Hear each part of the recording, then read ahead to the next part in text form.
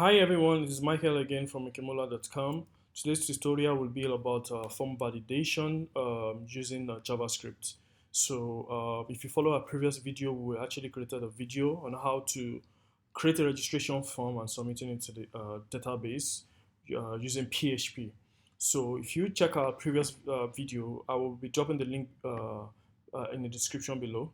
You will see that whenever the user fill a form and maybe a form, any of the fields that is required is empty, you will have to start all over again with the registration. Of course, user experience wise, that is not good for our users. So we actually use JavaScript because JavaScript basically will help us validate these fields before it's been submitted to the server side, and to tell us the error that or the page or the form that basically we are missing out. So please take your time before we start this video to subscribe to our channel so that you can get a notification on go.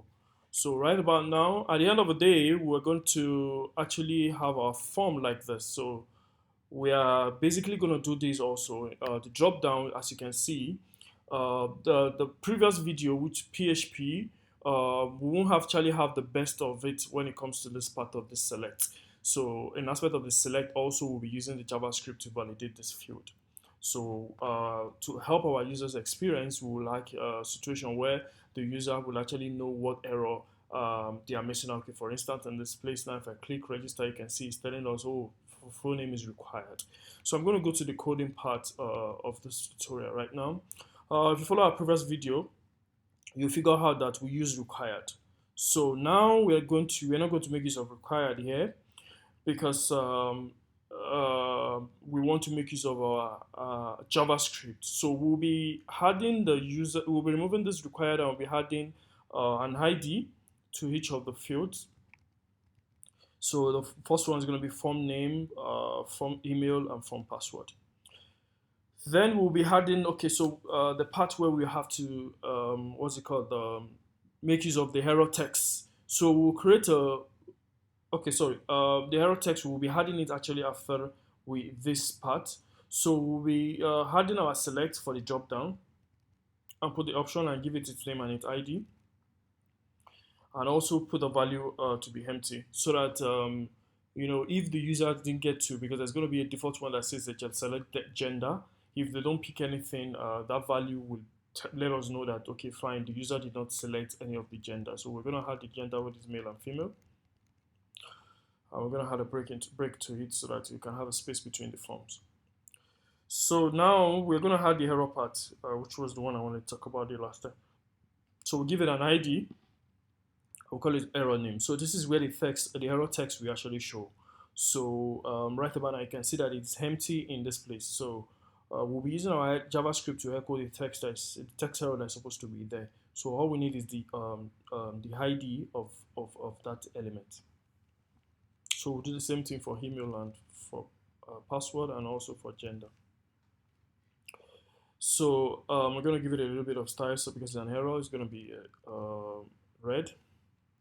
I'm trying to make this video as short as possible so that you can actually basically get the point. You don't have to worry you can decide to pause the video and type along, but on the description below, I'll be adding a link where you can get to visit the page where you can actually see all the code and you can copy it. But the most important part is understanding what you're about to copy. So this is the purpose of this video, so that we'll give you a breakdown of what each of the steps and what each line of the code means, and what are the usefulness of each of these line of code. It's not about just copying code from a place. You need to try and understand what the code is all about, basically, and that's the reason why you can visit www.mikemola.com. You're going to see, scroll down, you go to the blog parts, you see all the videos that we have on YouTube. All the codes for each of the videos are actually available on there. So visit mikemola.com today. So on this part, we're going to talk about on submit. So this is where our JavaScript will be called. There is this on submit feature that you can basically make use of in the aspect of the when a registration form is submitted, it calls the onSubmit at the point in which the user click the registration button. The onSubmit action will be called. So when this is called, we're going to create our own function called validate rather. So inside our inside the head of the head part of the HTML, we will actually create a JavaScript type there, and we'll create our function called validate. So this validate will be writing our code inside this function. So at first, we will need to give this our form an ID and give it a name. So we'll call it registration form. So now we want to go into the function. Right now, we want to use document.getElement by ID. So at first, so the reason why we're doing this part is that in case if we have an initial, maybe for instance, we fill name correctly and email is left, so it will have to clear the error for the, and we finally eventually put in the name. So it will clear it off if we actually have an error there. So we don't have, you know, you already filled name. So after you fill the name and you now click the submit button, it's still showing name and the email is still empty, still as an error. So this part will actually clear any initial error and send it to an empty string. So this is where I said I commented it out, clear all initial error messages. And we want to get the value, document get registration form. This is the part we make use of the the form name there. Also, we will be making use of the input form, the input field's name, the value. So this line is going to basically is going to store the value that users input in that part to know if it is empty or not. So we're going to use our if statement. So the if statement is going to check if that name imputed is actually empty. If it's empty, then that means our error is going to trigger. So we're going to supposed to get get the ID of the error message here, this part here, of the error message here. So what happens is that we're going to actually set it to say, okay, if there is if since it's empty, that means we need to let the user know that this part full name is required. You can put in any message, any error message you desire to use at that point. Then also we want to do something. So when the message shows, we want a situation whereby it's going to actually put a focus on which input field that is actually empty or is being left out at this point. So we're going to actually get the registration form, and we're going to form name, we're going to make it a focus. So, okay, so I think I missed this part where I said, I think I called it registration name. So I'm making it a registration form. I think that was a typo error there. So this part we need to return it as false. So why do we have this part saying false? Basically, if we don't have it returned as false, JavaScript will actually, you know, maybe pop up this error saying full name is required and still end up submitting the form.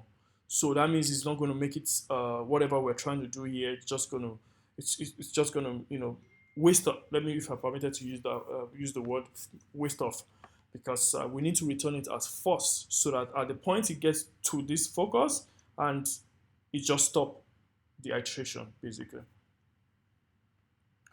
So, and also we'll have to write true if, you know, this statement is actually, you know, if it is not true, then that means we'll make sure that, you know, we can proceed and submit the form to the database.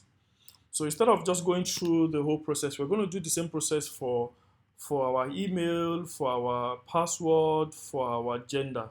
So I'm just going to make this video shorter, I'm just going to copy the same code and paste it here and just change the name and the IDs to their respective input form field. So that's it right now. If you actually did everything right here, the end of the whole tutorial, you should have this. So I'm going to try and refresh this page, and I am just going to try and submit. You can see full name is required. So now I'm going to put my full name. I'm just going to say Mike, and I'm going to create, you can see the email. So if you notice that this email actually shows and the previous one goes out.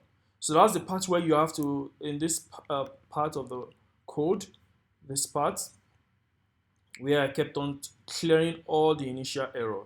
So it cleared the initial error of name so that it can actually run through the iteration basically and go through the code all over again. So if I actually put my email and I say mike.hsch, or maybe I just say nikidamula@gmail.com, I click register, you can see it goes through and it's picking the gender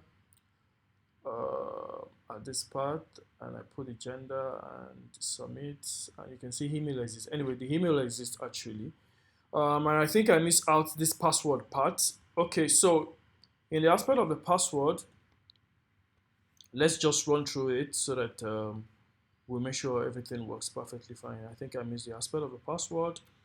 So all I am just going to do is put error password and copy it here and look for what is the name of the password. From password, I'll say password requires, yeah, and I'm just going to put this in here, put this in here, call this password, and call this password. So am I missing anything else? I think we are good to go. Okay, so if we actually do that, that password aspect will be reserved. And I think that it is for this part of the tutorial. And please remember to subscribe to our channel so that I can get notification on the go. And take your time also to visit our website and today, and so that you can actually basically see all our previous tutorial, and even this current tutorial will be uploaded on this website on inside our on our blog basically. So if you visit our blog, you can get to see all the tutorials. So and more tutorials to come actually. So you can actually see that. Thank you so much for your time. Take your time to. If you have any question, drop your comment below. I will actually respond to whatever your question might be.